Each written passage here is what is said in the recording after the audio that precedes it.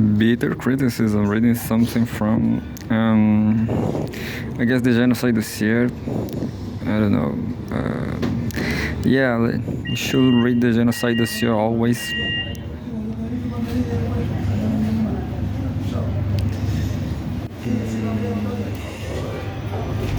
Oh, they've changed the art. Well, I used to like it. Um,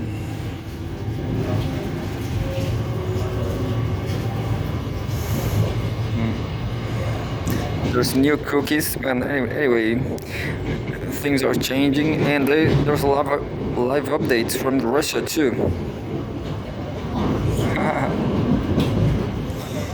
Today, Russia today is going to be exciting.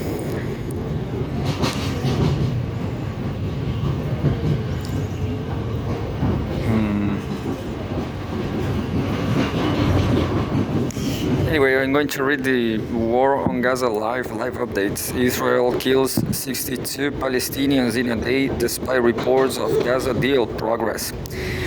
Surge in Israeli attacks come despite mediators saying a ceasefire deal is closer than ever. By Ali Harb, Federica Marcia, 62 Palestinians died. So yeah, everybody's a skeptic about this peace. Maybe peace will never come to Palestine, who knows.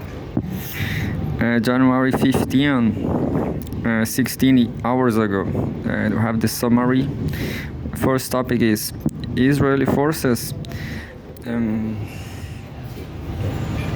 Israeli forces have stepped up attacks on Gaza, bombing a school-torn shelter and several homes across the strip and killing at least 62 people over the latest 24-hour reporting period.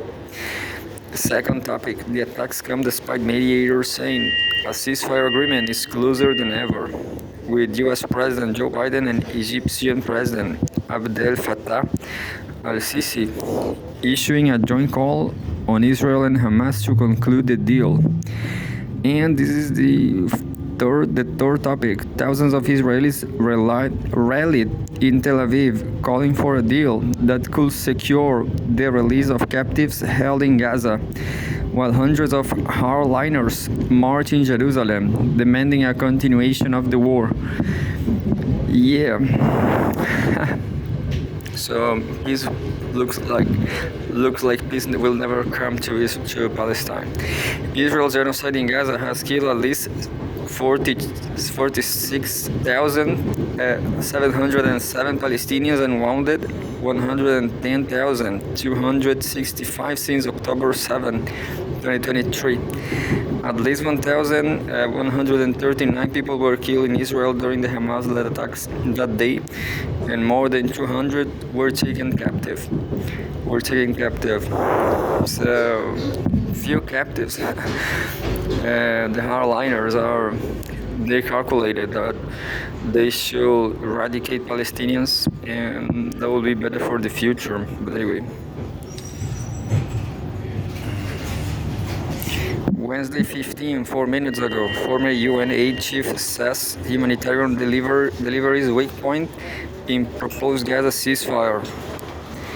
Former UN humanitarian chief Martin Griffiths has expressed concerns that the, quote, very ambitious levels, end quote, of humanitarian aid delivery to Gaza set in the ceasefire currently being discussed may not be sustainable and could undermine stability.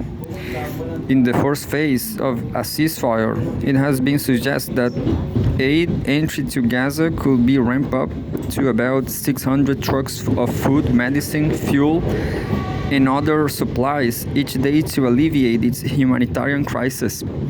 Similar to the ceasefire brokered in November 2023, the current proposal has set levels of humanitarian aid delivery that, quote, will be very difficult to reach, end quote.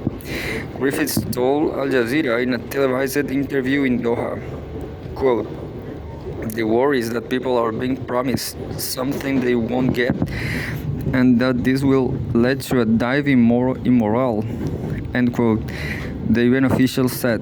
Additionally, citing the delivery of aids as a condition means that if these levels are not respected, the whole agreement might collapse. Quote, we already know that these levels are impossible to reach, so this is a major threat to the deal, end quote. In 14 minutes ago, UN's Guterres calls for finalizing Gaza deal sooner rather than later. But I guess this is not going to happen, I guess. UN Chief Antonio Guterres has voiced support for UNRWA, which is facing a looming ban by Israel, and reiterated his calls for a ceasefire in Gaza. Quote, nothing can justify the terror attacks by Hamas on October 7, and nothing can justify the dramatic levels of deaths and destruction inflicted on the Palestinian people for months, end quote. Guterres told the UN General Assembly in a speech outlining his priorities for 2025. Quote, there has been no ceiling to the suffering and no bottom to the horrors. I strongly appeal to all parties to finalize a ceasefire and hostage release deal, hostage release deal sooner rather than later. 26 minutes ago. Says, once ceasefire is announced, I will cry out of joy. Hannah Bargoud, a displaced Palestinian woman in Gaza City, has spoken to Al Jazeera about her hopes for a ceasefire. Here's what she said, quote, I hope, God willing, that the news of the truce that we heard about is true and we return to our homes and our places safely. That things resolve a little and life returns to the way it was before and better. I don't think so, but because Israel is just waiting why they should stop. Quote, I am not pro-Israel, I'm a realist. Maybe I will never go to Israel. I guess I will never go there. But this is, but who knows? Money speaks louder. Money speaks louder. Who knows? If I have a chance to live well in Israel, maybe I will. Quote, I hope that our children return to their schools and to their old lives. Enough suffering and pain. We didn't live. A year or two of our lives have been wasted for nothing. Quote, when I heard news about the deal and whenever I heard any cheering for someone about the truth, I go out and run hoping that the news is true. Quote, once it is officially announced, I will cry out of joy. And that means we will get ready to go back home. There's a new live update.